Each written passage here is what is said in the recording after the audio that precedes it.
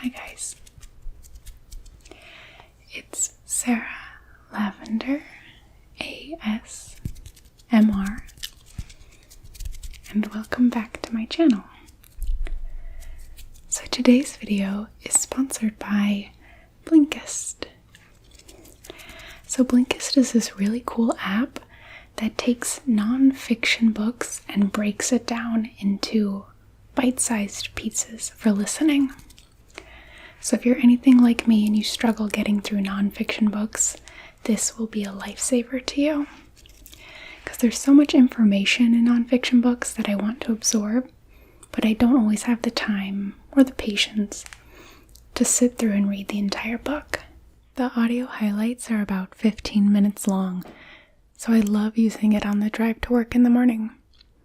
Right now, I'm enjoying Sapiens and the new Jim Crow. The first 100 people to go to my link will get unlimited access for 1 week to try it out. You'll also get 25% off if you want the full membership. The 7-day trial is totally free and you can cancel at any time during it.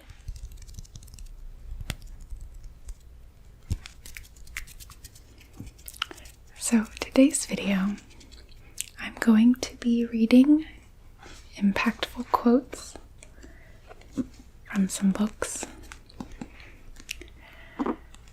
So by impactful, I can either mean books or quotes that I think were really beautifully written or had a message that I really connected with. Some of these books I read a really long time ago, so it might take a bit of me thinking about what I felt when I first read them. Books are cool because you can read it one time and then read it 5 years later and it has a completely different message.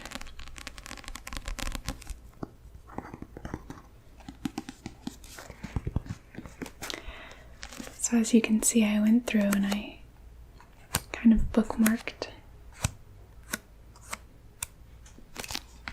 the pages that have the quote rather than just reading the quotes off a screen. So I'm going to start with my favorite book of all time. East of Eden by John Steinbeck. Now this whole book has a bunch of great quotes in it.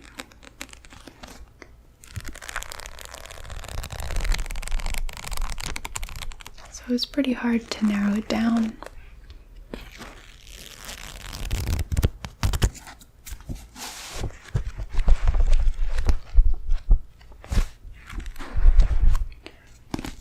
But let's go ahead and get started.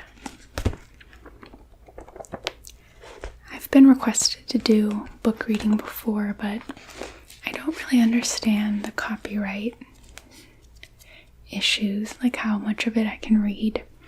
So I thought a quote, or like quote length, would be totally fine. So here we go.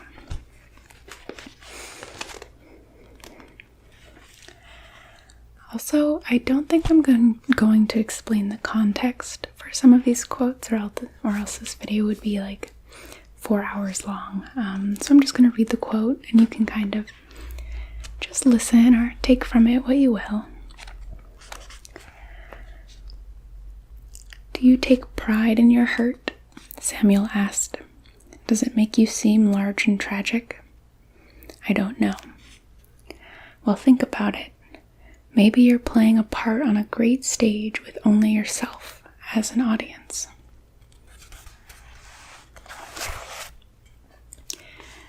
Yeah, that quote really, it's poetic and it's meaningful. I think a lot of us can get lost in sadness and think that it's productive, or it's cathartic for sure, but I think we can definitely get lost in it. It's one of my favorite quotes.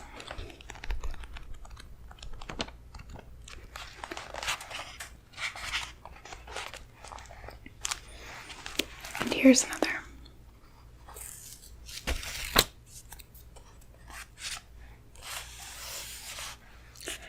It seems to me that if you or I must choose between two courses of thought or action, we should remember our dying and try so to live that our death brings no pleasure to the world. We have only one story. All novels, all poetry are built on the never-ending contest in ourselves of good and evil. And it occurs to me that evil must constantly respawn, while virtue is immortal.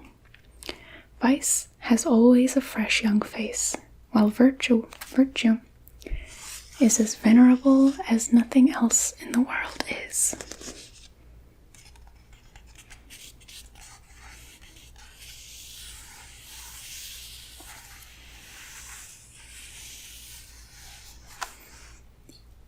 Even before that paragraph, there was a really pretty paragraph. In uncertainty, I am certain that underneath their topmost layers of frailty, men want to be good and want to be loved.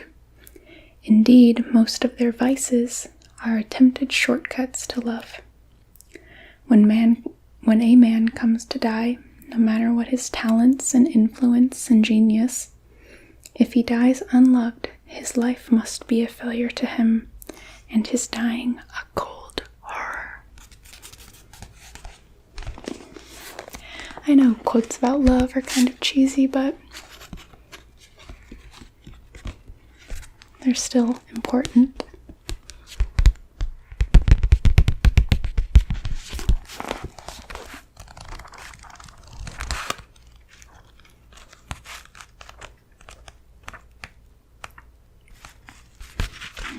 Let's get there. Okay.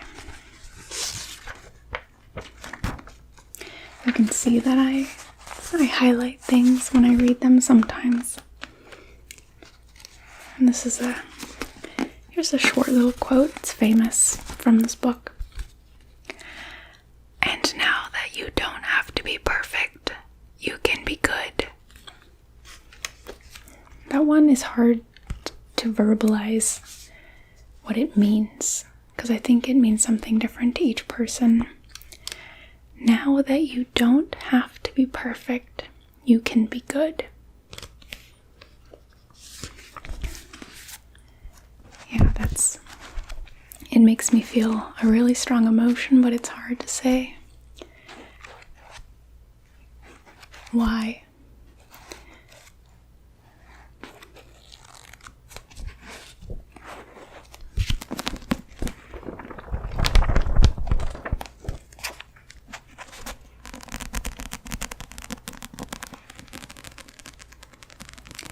Kind of a hard book to get through, just because it's a classic, but it's kind of packed full of the author's philosophies. There are a lot of books like that.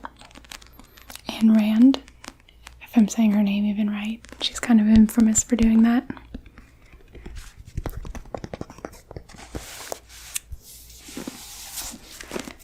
So some of these books, I only have like one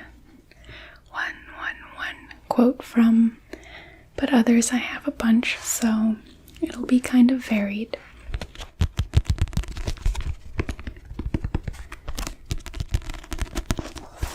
So this is the Song of Achilles, and I'm pretty much sure that I could quote the entire book because it's so beautifully written. So I'm just gonna read one. Like I said, this is a little less impactful and more just poetry in a way, really beautiful prose.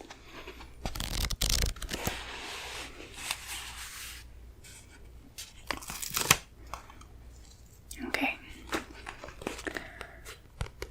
Name one hero who was happy. I considered. Hercules went mad and killed his family. Theseus lost his bride and father. Jason's children and new wife were murdered by his old. Bellerophon killed the Chimera, but was crippled by the fall from Pegasus' back. You can't He was sitting up now, leaning forward. I can't. I know. They never let you be famous and happy. He lifted an eyebrow. I'll tell you a secret. Tell me. I loved it when he was like this. I'm going to be the first. So let me pause and say this is Achilles talking. He took my palm and held it to his. Swear it. Why me? Because you're the reason. Swear it. I swear it, I said, lost in the high color of his cheeks, the flame in his eyes. I swear it, he echoed. We sat like that a moment, hands touching. He grinned. I feel like I could eat the world raw. I feel like I could eat the world raw. That's a famous line from this book. The imagery is so nice.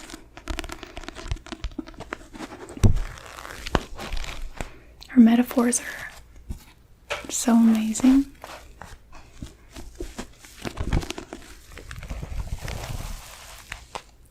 There's a couple other quotes in here that I decided not to include because they were too big of spoilers. So you're gonna have to read it.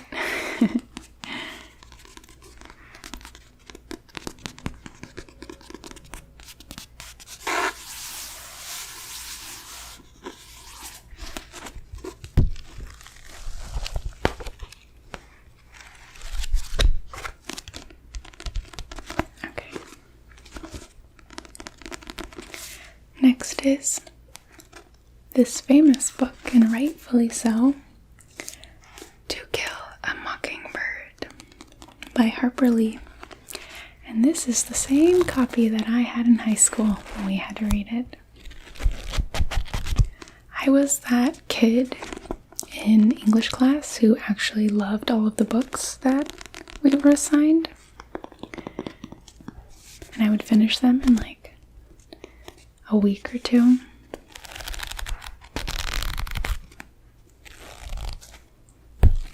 I felt like reading and writing were always my strong suits, so it's pretty funny that I got a degree in engineering.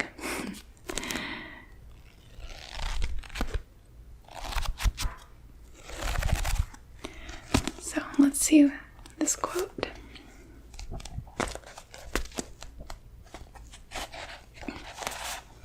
So this is by Atticus, who is the main character's father, and he is full of wisdom.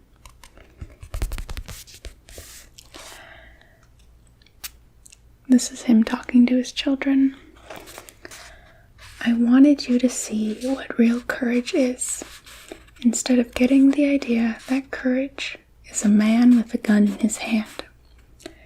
It's when you know you're licked before you begin, but you begin anyways, and you see it through no matter what. You rarely win, but sometimes you do.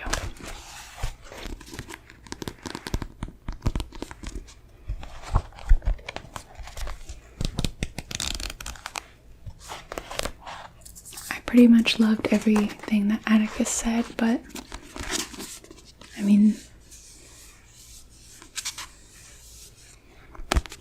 all the characters in this book were pretty impactful, I felt.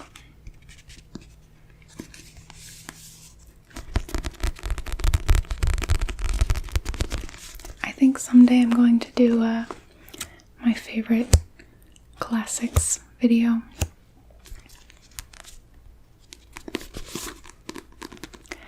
Also, I would love it if you guys would leave your favorite quotes in the comments.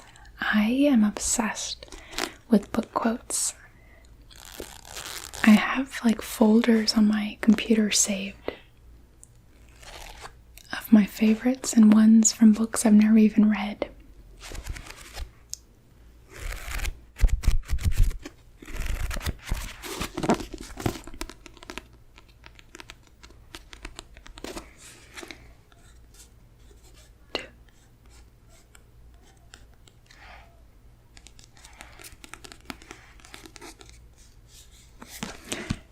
So next is someone who I just mentioned,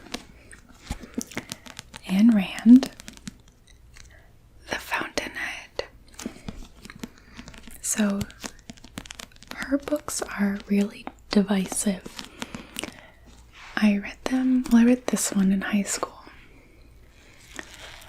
and I had mixed feelings about it, but you can't deny that she has a lot of strong, thought-out opinions.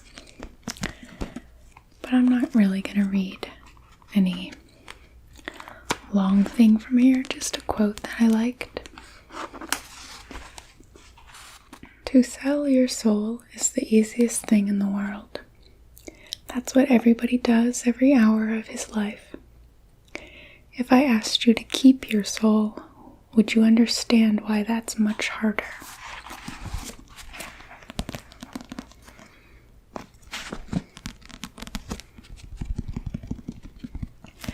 She's very critical of people who aren't pursuing their passions and who are kind of slaves to corporate work,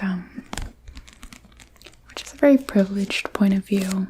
You know, not everyone can be an artist, or in this case, an architect, and not care about money, but I think there are different ways of keeping your soul, even if you work a job you don't love, you know? There's something noble about being able to pay your bills too, so what I take from that quote is just not forgetting about the things that excite you and kind of not giving in to just coming home and doing nothing every day. I know that's hard, easy to say, but you know, making art and reading and watching movies that are thought-provoking, I think those are all important. Spending time outdoors, trying to figure out what's important in life, things like that. I never did read Atlas Shrugged by her. I kind of heard it's more of the same, so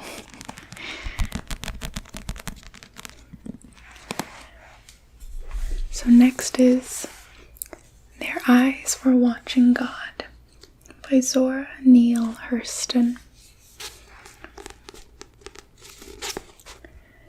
So this book was written so beautifully, just like the Song of Achilles. It's a lot older of a book.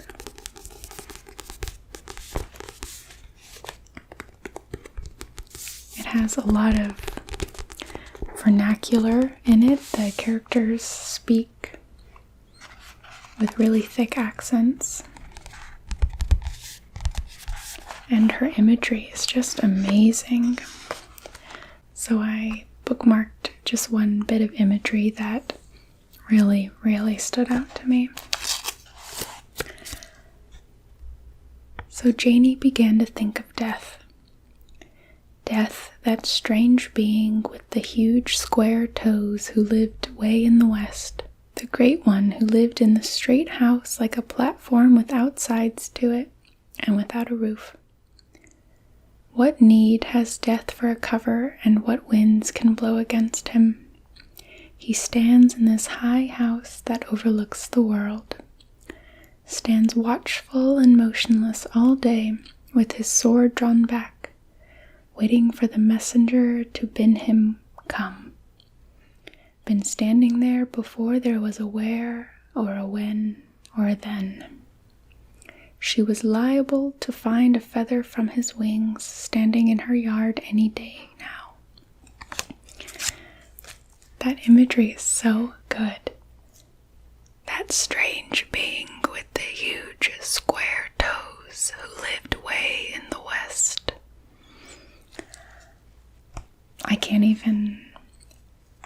I don't know, my literary interpretation skills aren't good enough to know if she's referencing someone or just using evocative, strange imagery. Either way, it was good. Here's another.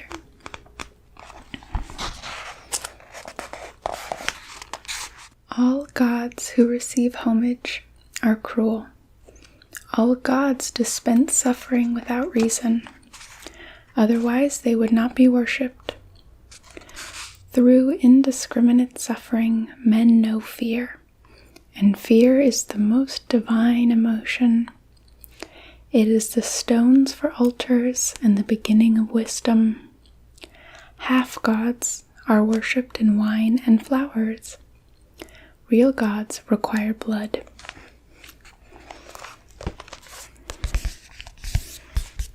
Spooky.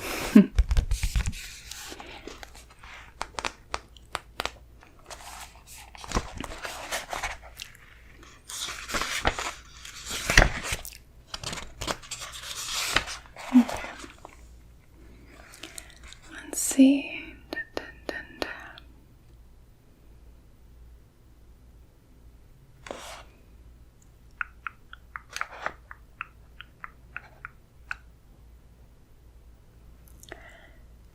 It is so easy to be hopeful in the daytime when you can see the things you wish on.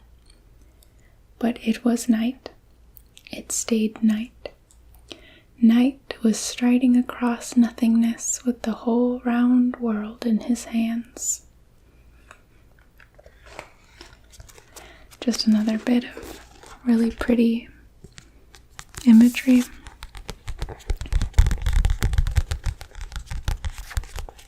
I had this book on my bookshelf for the longest time before I finally read it just a few weeks ago. Sometimes I'll go to half-price books and just see if I recognize any titles, any classics that I haven't read. And I recognized this one, so I bought it impulsively. And I didn't read it for like 2 or 3 whole years until recently. And I'm mad because it was so good. I'm not a big fan of this cover. I don't think it does the book justice for how pretty it actually is. I might buy a hardcover of it. I've talked about it in other videos, but I do this thing where I'll buy an ebook, and then sometimes if I like it, I'll buy the paperback. And then if I really like it, I'll give the paperback to a friend and I'll buy the hardcover. I think I spend like half of my salary on books.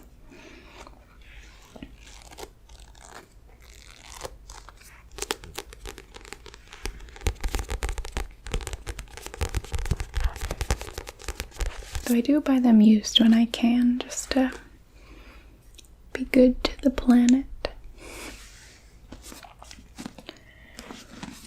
Here's another classic, and just a short quote again.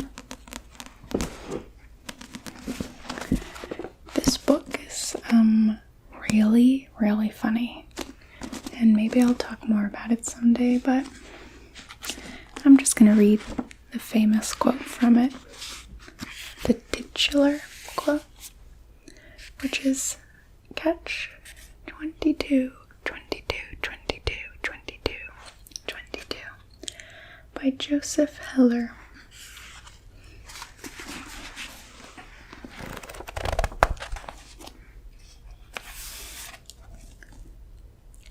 There was only one catch, and that was catch 22, which specified that a concern for one's own safety in the face of dangers that were real and immediate was the process of a rational mind. Ora was crazy and could be grounded. Ora is a character. All he had to do was ask, and as soon as he did, he would no longer be crazy and would have to fly more missions. Or would be crazy to fly more missions, and sane if he didn't. But if he was sane, he had to fly them. If he flew them, he was crazy and didn't have to. But if he didn't want to, he was sane and had to. Yossarian, that's the main character, I don't even know if that's how you say his name. Yossarian was moved very deeply by the absolute simplicity of this clause of Catch 22 and let out a respectful whistle. Yossarian is so funny. I think I had a crush on him in like high school.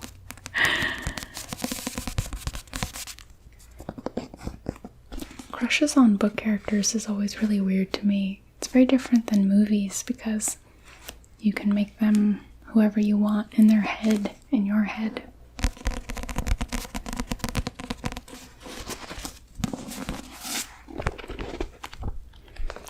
I actually have an entire video on my Patreon where I'm reading a full chapter of a book if you like reading. So, like I said, I get nervous about the copyright stuff, so yeah, I posted it on my Patreon instead.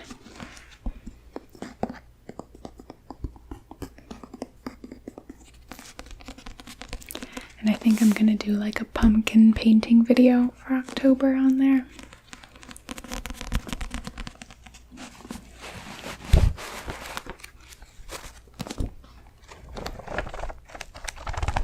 I just love the book sound so much.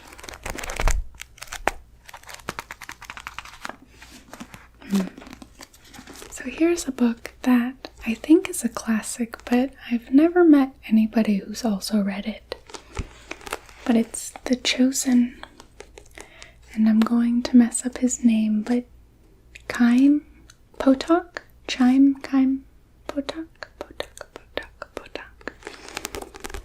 And it's a story about two Jewish boys. One is Hasidic, I believe, or just very traditional Jewish. And the main character is like a very modern Jew. It still takes place in the 50s, I think. But it's very similar to To Kill a Mockingbird. It's a Bildungsroman, which is the story of a child growing up, kind of, learning lessons. And all of those books kind of have a parent or adult figure that gives really good life lessons. And so his father has a quote here that was my favorite when I first read it. So here we go. Human beings do not live forever, Reuven. We live less than the time it takes to blink an eye if we measure our lives against eternity. So it may be asked, what value is there to a human life? There is so much pain in the world. What does it mean to have to suffer so much if our lives are nothing more than the blink of an eye? He paused again, his eyes misty now, and went on. I learned a long time ago, Reuven, that the blink of an eye in itself is nothing. But the eye that blinks, that is something. The span of a life is nothing. But the man who lives that span, he is something. He can fill that tiny span with meaning, so its quality is immeasurable though its quantity may be insignificant. Do you understand what I am saying? A man must fill his life with meaning. Meaning is not automatically given to life. It is hard work to fill one's life with meaning. That I do not think you understand yet. A life filled with meaning is worthy of rest. I want to be worthy of rest when I am no longer here. Do you understand what I am saying?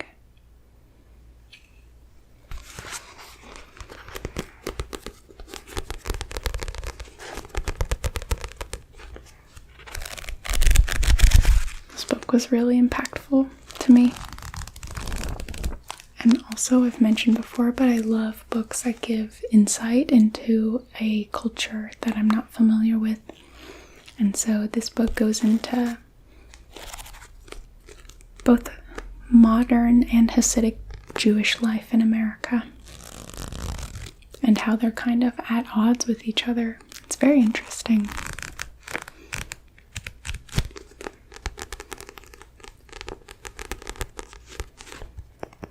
But yeah, I love quotes about meaning in life and stuff like that, just because I feel like it's the question every human struggles with. So any quote that hits me hard regarding those, I don't forget.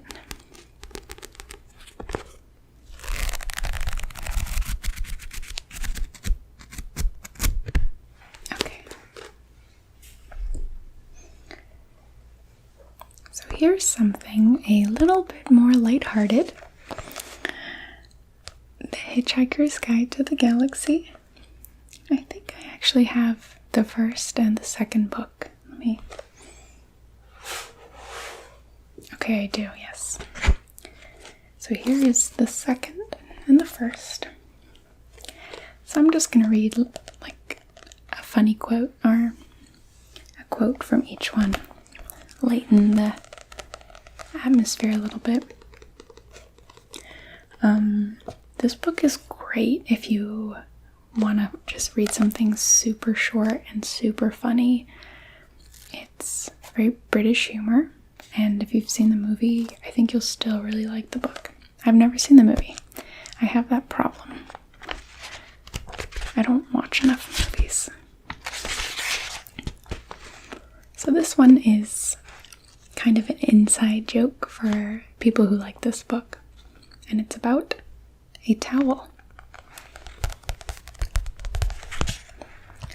The Hitchhiker's Guide to the Galaxy has a few things to say on the subject of towels.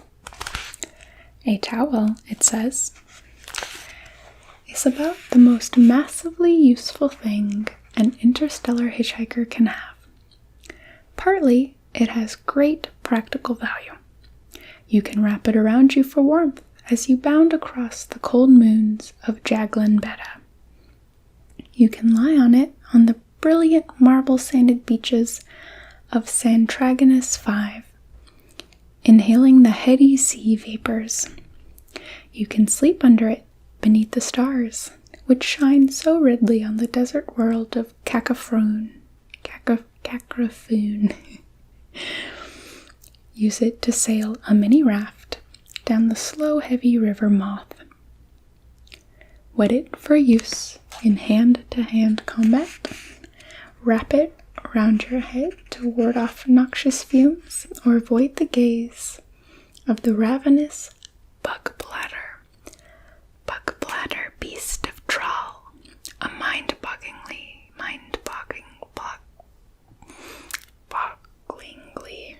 stupid animal. It assumes that if you can't see it, it can't see you. Daft as a brush, but very, very ravenous. Mind-bogglingly. That's a hard word. You can wave your towel in emergencies as a distress signal, and of course, dry yourself off with it if it still seems to be clean enough. And it goes even more into detail about the towel, but this book is super fun. And a lot of people don't know that there are sequels to it. A couple, I think like 3 or 4 sequels. And here's the first line of the second book. The story so far. In the beginning, the universe was created. This has made a lot of people very angry and has been widely regarded as a bad move.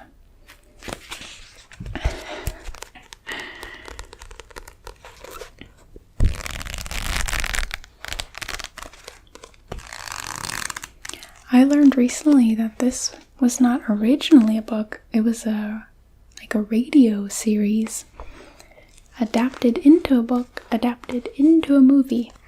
So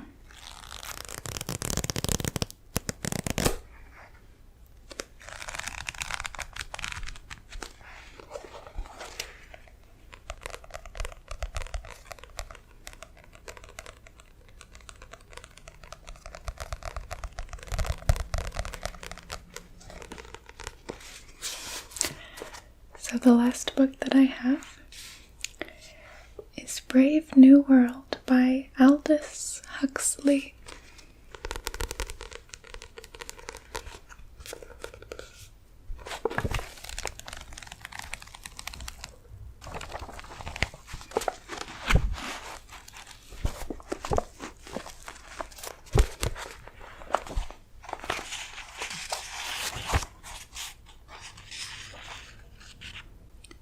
high school class had a phase where we read a bunch of dystopian fiction, and this was one of them. So, here's my favorite quote from Brave New World.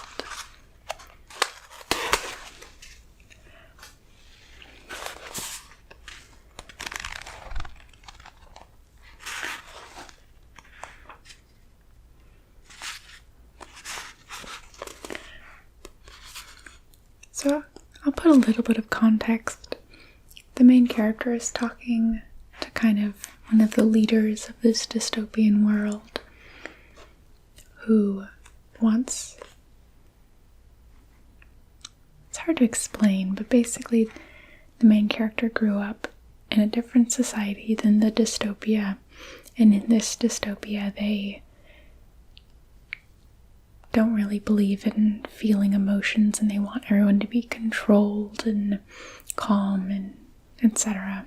But here's the quote. This is the savage, the main character. "But I like the inconveniences." "We don't," says the controller. "We prefer to do things comfortably." "But I don't want comfort. I want God. I want poetry. I want real danger. I want freedom. I want goodness. I want sin." "In fact," said Mustafa Mond, "you're claiming the right to be unhappy." "All right then," said the savage defiantly. "I'm claiming the right to be unhappy.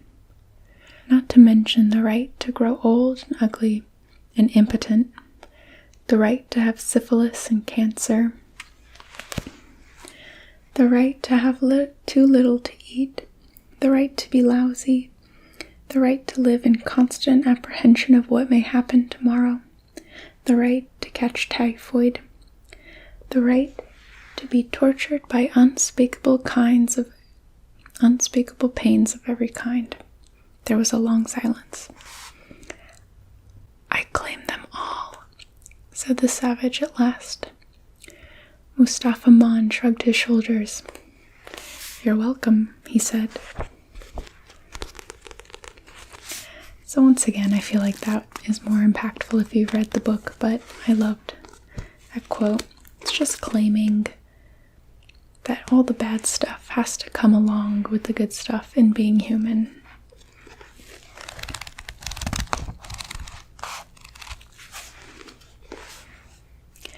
Well, thank you for letting me read all these quotes today. I hope it was sleepy and tingly.